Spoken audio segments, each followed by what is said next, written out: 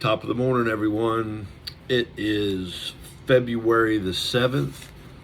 Touchstones reading from a child of God and a recovering alcoholic addict with the caffeinated morning coffee. Hey, let's have a moment of silence for those still out there in pain and suffering, please.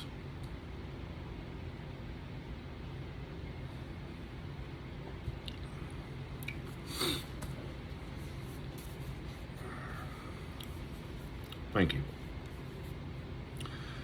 We cannot merely pray to you, O God, to end war, for we know that you have made the world in a way that man must find his own path to peace within himself and with his neighbor.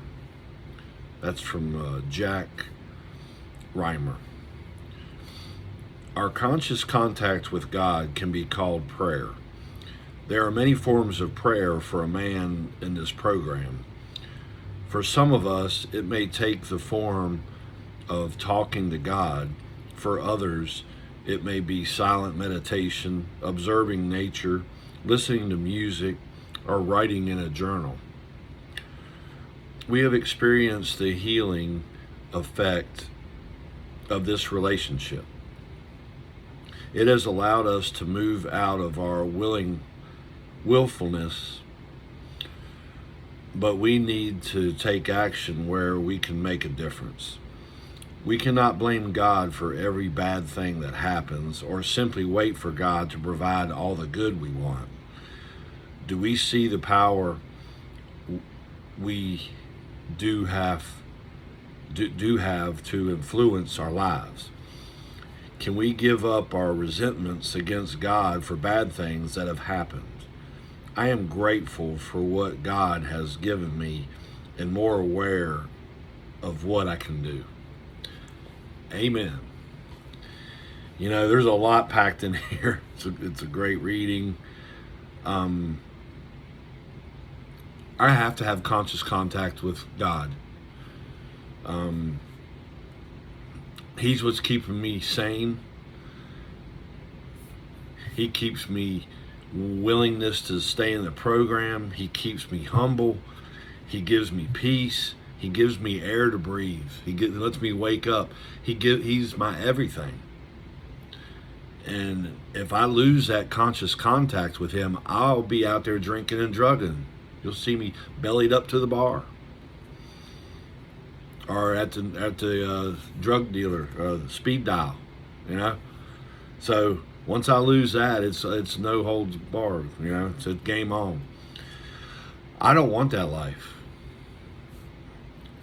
And also the AA program. So my conscious contact with God and the AA program is my base. Everything else is second. You know, God comes first, of course. But I like what it says here.